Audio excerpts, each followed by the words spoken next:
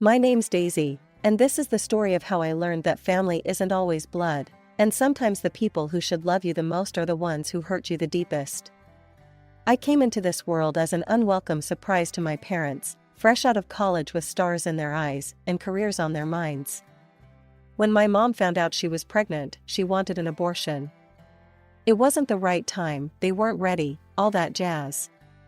But my grandparents had other ideas. See, they were loaded, and they'd been bankrolling my parents' lives. When they caught wind of the pregnancy, they laid down the law: have the baby, or kiss the gravy train goodbye. From day one, I was an afterthought. My mom couldn't wait to get back to work, leaving me with a revolving door of nannies and my grandmothers. Don't get me wrong, I'm grateful for the care they gave me, but it wasn't the same as having real parents. As I grew older, my grandparents started to back off. They'd done their duty, keeping me alive and all, and now they were off to enjoy their golden years in exotic locales. Can't blame them, I guess. But it left me even more alone. By the time I was 7, I was practically raising myself. I knew how to cook basic meals, do my own laundry, and get myself ready for school. It wasn't ideal, but it was my normal. Then, everything changed. My mom got pregnant again. This time, it was different. My parents were ready, excited even. They'd climbed the corporate ladder, made names for themselves. Now they could afford to be parents, or so they thought. When my sister was born, it was like the sun had finally risen in our house. My parents were over the moon, cooing and fawning over her like she was made of gold. And I was pushed even further into the shadows. As the years went by, the difference in how we were treated became more and more obvious. My sister got the best of everything: toys, clothes, attention. If she wanted something, she got it. If she did something wrong, it was brushed off with a laugh and a kids will be kids. Me? I learned not to ask for things. I wore hand-me-downs and made do with what I had. If I screwed up, it was met with disappointment and lectures about responsibility. Don't get me wrong, we weren't poor. Far from it. My parents were doing well, really well. But in their eyes, I was already grown, already independent. Why waste money on me when my sister needed it more? I threw myself into my studies. If I couldn't have their love, I'd have their respect. I got top grades, joined every club I could, stayed out of trouble. But it was never enough. They'd nod absently when I showed them my report card, then turn back to my sister's finger-painting masterpiece. By the time high school rolled around, I was counting the days until I could leave. I applied to colleges in secret, not telling my parents until I'd already been accepted. When I finally got into one of the best colleges, I packed my bags and left without a word. It took them 3 days to notice I was gone. 3 whole days. And even then, it was only because my mom wanted some yogurt. When she called, her voice was casual, like she was asking about the weather. "Daisy, could you pick up some low-calorie yogurt from the health food store on your way home?" I almost laughed. Here I was, starting a new chapter of my life, and all she cared about was yogurt. "Mom," I said, trying to keep my voice steady, "I'm not at home. I've been at college for 3 days now. I'm living in the dorms." There was a moment of silence on the other end. I could almost hear the gears turning in her head, trying to process this information. Then, without a hint of remorse or concern, she said, "Oh. Well, if you come back, you'll have to stay at a hotel. We've given your room to your sister." Life at college was a breath of fresh air. But money was tight. My parents didn't offer any financial support. But my grandparents, bless their hearts, came through for me. They sent me small amounts regularly, just enough to keep me afloat. It wasn't much, but it meant everything to me. Not just the money, but the fact that someone in my family actually cared. "Daisy, dear," my grandmother would say during our infrequent phone calls, "we're so proud of you. You focus on your studies, all right? Don't worry about anything else." Those words were like a balm to my soul. I threw myself into my studies with renewed vigor, determined not to let them down. I couldn't work part-time like many of my classmates, the course load was too heavy, and I was determined to excel. So I pinched pennies, lived on ramen more often than not, and made every cent count. Meanwhile, life back home continued without me. My sister, the golden child, was struggling in school. Not that it mattered to my parents, they hired the best tutors money could buy, showered her with rewards for the slightest improvement, and made excuses for her every failure. By my senior year, companies were already lining up to recruit me. My professors sang my praises, my resume was impeccable, and I had my pick of job offers. But none of them felt quite right. I wanted more. I wanted to prove to myself, and maybe, just maybe, to my family, that I could make it on my own terms. So I took a leap of faith. I applied to a prestigious international company in Europe. It was a long shot, but I figured I had nothing to lose. When the acceptance email came, I nearly fell out of my chair. This was it. My ticket to a new life, a fresh start. I graduated with honors, my grandparents beaming proudly in the audience. My parents? They sent a generic congratulations card. My sister didn't even bother with that. But I didn't care. I was beyond seeking their approval. As I packed my bags for Europe, I thought about calling my parents to say goodbye. In the end, I decided against it. What was there to say? They'd made it clear where I stood in their lives. Instead, I hugged my grandparents tight, promising to call and write often. Life in Europe was everything I'd hoped for and more. Every now and then, I'd call my parents.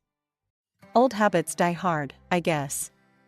But each conversation was like pulling teeth. They'd give monosyllabic answers, always too busy or too distracted to really talk. And they never, not once, called me. Then I met Marco. He was in the marketing department, all charm and quick wit, with a smile that could light up a room. We started as colleagues, became friends, and before I knew it, we were falling in love. When Marco proposed on a moonlit beach in Positano, I didn't hesitate. We decided to have the wedding in Italy. "We should go tell your parents in person," Marco said one night as we pored over wedding plans. "And invite them properly. It's the right thing to do." So we flew back to the States, armed with wedding invitations and hope. Foolish hope, as it turned out. From the moment we walked into my childhood home, it was clear we weren't welcome. My parents were cold, distracted. They barely looked at Marco, barely acknowledged our news. "Oh, that's nice," my mother said, her eyes on her phone. "We're terribly busy though. Your sister's new apartment needs work, and we're overseeing the renovations." We stayed for a week. A long, uncomfortable week. My parents were hardly ever home, always at my sister's new place. But my sister? She was always around, always watching, always there. I saw the way she looked at Marco. The flutter of her eyelashes, the coy smiles. It made my stomach churn. "Marco," she cooed one evening, "I'd love your opinion on the color scheme for my bedroom. Why don't you come up and take a look?" I saw the discomfort on Marco's face. "I don't think," he started, but I cut him off. "That's enough," I snapped at my sister. "He's my fiancé. Back off." Her face crumpled into a pout. "I was just being friendly," she whined. "God, Daisy, you're so selfish. You always want everything for yourself." She stormed off, no doubt to cry to our parents. And sure enough, not 10 minutes later, my mother was there, face like thunder. "How dare you speak to your sister that way," she hissed. "After all we've done for you." I laughed, a harsh, bitter sound. "All you've done for me? That's a joke, right? You've done nothing but ignore me my entire life." But it was useless. In their eyes, I was always going to be the villain. The unwanted child who dared to want more. That night, as Marco and I lay in bed in a nearby hotel, because of course, my old room was now a home gym for my sister, I made a decision. "Let's go home," I said softly. "Back to Italy. This isn't my home anymore. It hasn't been for a long time. Marco pulled me close, his warmth a comfort in the cold reality of my family's indifference. "Okay," he said simply. "Let's go home." As we boarded the plane the next day, I felt a mixture of relief and sadness. Relief to be leaving the toxicity behind, sadness for the family I never really had. Back in Italy, life slowly returned to normal. Marco and I threw ourselves into wedding planning, determined to create the perfect day. But the visit home had left a bitter taste in my mouth, a reminder of all I'd left behind. "Are you sure about this?"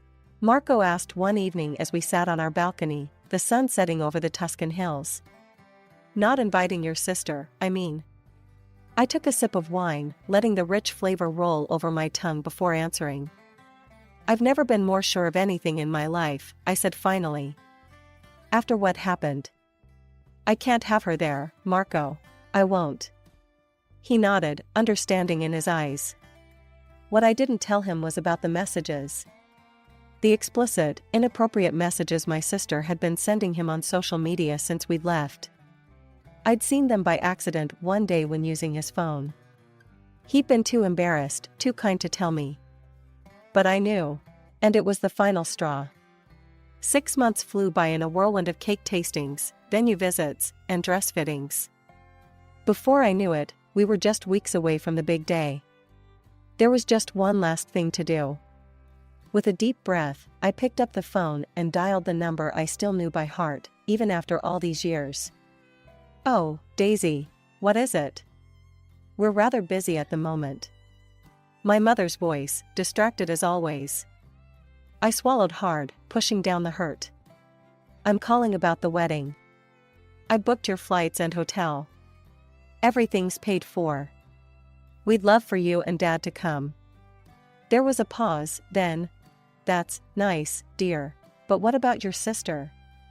We haven't received an invitation for her." I closed my eyes, steadying myself. "She's not invited, Mom. After what happened during our visit, and the messages she's been sending Marco. I don't want her there." "Messages? What messages?" My mother's voice had an edge to it now. "The explicit ones, Mom. The ones she's been sending my fiancé. It's inappropriate and disrespectful. I won't have that drama at my wedding." The silence on the other end of the line was deafening.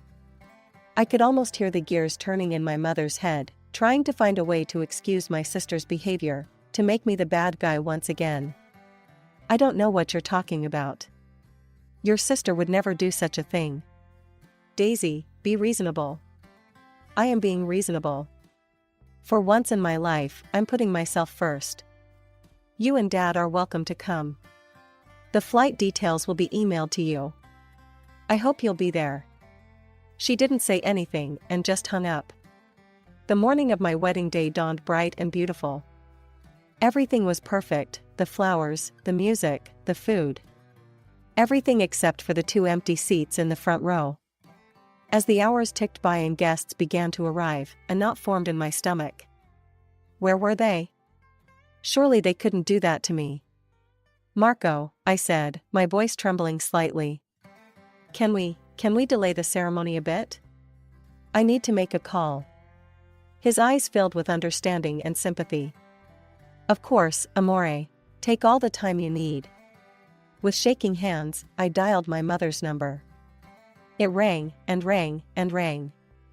Just as I was about to give up, there was a click. "Hello?" My mother's voice, groggy and irritated. "Mom, where are you? The wedding's about to start." There was a pause, then, "Daisy, do you have any idea what time it is here?" We were sleeping. It's the middle of the night. I felt like I'd been slapped. "Sleeping? But the wedding. You were supposed to be here. I sent you the tickets, the hotel information, everything." "Oh, that." Her voice turned cold. "Well, we decided not to come. Your sister is having her housewarming party today. We couldn't miss that." I couldn't believe what I was hearing. Her housewarming? But she's known about my wedding date for months. Why would she schedule it for today? Don't be selfish, Daisy. The world doesn't revolve around you. Besides, how could you expect us to go to one daughter's celebration and not the others? If you had invited your sister like you should have. Mom, I cut her off, my voice hard. You know why I didn't invite her? After what she did. That's all in your head, Daisy. Your sister would never do such a thing. You've always been jealous of her, always trying to make her look bad. I laughed, a bitter sound. Jealous? Is that what you think this is about? God, Mom, do you even hear yourself? Don't take that tone with me, young lady. This is your own fault. Your sister's party is none of my business, I finished for her.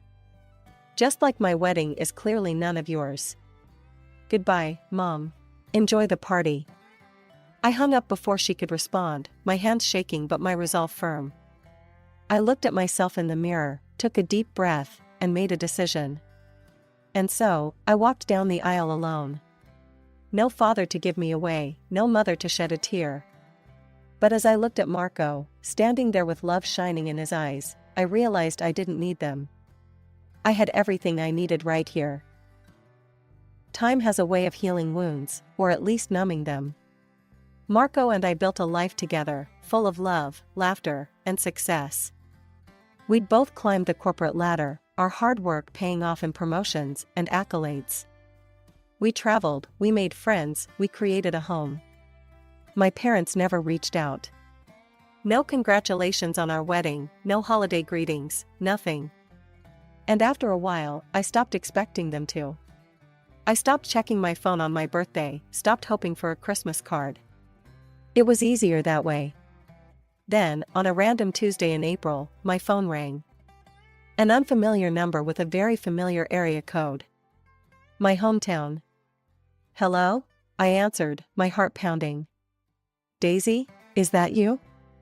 My mother's voice, sounding older, more tired than I remembered. Daisy, we need your help. And so the story came out. The company my parents had worked for, the one they'd sacrificed everything for, including their relationship with me, had gone bankrupt. They were out of work, with no savings to fall back on. We've always lived well, you know that, my mother said, a note of desperation in her voice. We know we haven't been good parents to you. But we need help, please. I closed my eyes, conflicting emotions warring inside me. Anger at their past treatment, satisfaction at their comeuppance, pity for their situation, and a small, traitorous spark of hope. Maybe this was it. Maybe this was the moment they'd finally see me, value me. Okay, I said finally. I'll help. How much do you need? The figure she named made me wince, but I could afford it. Marco and I had done well for ourselves, after all. I made the transfer immediately, a mix of emotions swirling in my chest. It's done, I told her. The money should be in your account soon. Over the next few months, the pattern continued. Text messages would arrive, always asking for money. The amounts were smaller now, but the requests were frequent. And every time, like a fool, I sent the money. After one such transaction, Marco found me staring at my phone, a wry smile on my face. They asked for money again, he asked gently. I nodded. And again, I sent it. God, when did I become such a sucker? Marco sat beside me, wrapping an arm around my shoulders. You're not a sucker, amore. You're kind. It's not your fault they can't see what an amazing daughter they have. It was a lazy Sunday afternoon when my world tilted on its axis once again. I was idly scrolling through Facebook, a cup of coffee in hand, when a photo stopped me cold. My parents, looking tanned and relaxed, cocktails in hand, lounging by a pool at what was clearly a very expensive resort. My hand shook as I clicked through more photos. There they were, dining at a Michelin-starred restaurant. Posing in front of a luxury spa. Living it up like they didn't have a care in the world. Like they hadn't been begging me for money for months. With a growing sense of dread, I navigated to my sister's page. What I saw there made my blood run cold. Photo after photo of her with a brand new sports car, at high-end bars, designer shopping bags piled around her. And the captions. Another amazing gift from the best parents in the world. Lucky me, only child. So blessed to have parents who would do anything for me. Spoiled and proud. And there, in the comments, were my parents. Liking every post. Commenting things like, nothing but the best for our little princess, and you deserve it all, sweetheart. I felt sick. The phone slipped from my trembling fingers, clattering to the floor. How could they? How dare they? As if on cue, my phone started ringing. It was them. With a deep breath, I answered. Daisy, dear, my mother's voice dripped with fake sweetness. We were wondering when you might be sending the next transfer. Life's been so hard, you know. We're thinking of renovating the house, it's gotten so old and dreary. Something in me snapped. Hard? I've seen the photos, Mom. The resort, the restaurants, the gifts for my sister. How dare you? There was a pause, then my mother's voice turned cold. Now you listen here, we gave you life. I could have had an abortion, you know. But we chose to have you. You owe us everything. Now, about that money. I didn't let her finish. I hung up, my whole body shaking with rage and hurt. The phone immediately started ringing again. And again, and again. Text messages flooded in, alternating between guilt trips and demands. I turned the phone off. Over the next few weeks, my parents continued to call and message. Demanding money, then pleading, then threatening. I ignored it all. I blocked their numbers, unfriended them on social media, cut off every avenue they had to reach me. It wasn't easy. There were moments of doubt, of guilt. But every time I wavered, I remembered those photos, those comments. The cruel words my mother had spat at me. Years passed, and life continued to evolve. Marco and I had built a successful life in Europe, but something was calling us back to the States. Maybe it was nostalgia, or maybe it was the desire to start a family of our own in familiar surroundings. Whatever the reason, we made the decision to return to my hometown. We quickly settled into our new life. A quaint house in a quiet neighborhood, prestigious jobs that challenged and excited us, and plans for the family we hoped to start soon. It felt like everything was finally falling into place. One afternoon, while having coffee with an old school friend, I learned about the dramatic turn of events in my estranged family's life. Did you hear about your sister's party? My friend asked, her eyes wide with gossip. I shook my head, bracing myself for whatever came next. It was wild, she continued. After everyone left, she fell asleep while smoking in bed. The whole house went up in flames. Your sister made it out, but the house, it's gone, Daisy. Completely destroyed. I sat there, stunned. The house I grew up in, the site of so many conflicting memories, reduced to ashes because of my sister's carelessness. That's not even the worst part, my friend added. Turns out your parents let the insurance lapse. They've lost everything. A part of me felt a twinge of satisfaction, quickly followed by guilt for feeling that way. But mostly, I felt nothing. They had made their choices, just as I had made mine. Life went on. Marco and I focused on our careers, our home, our future. Then, one sunny Saturday morning, a knock on the door changed everything. I opened it to find my parents standing there. They looked older, worn down.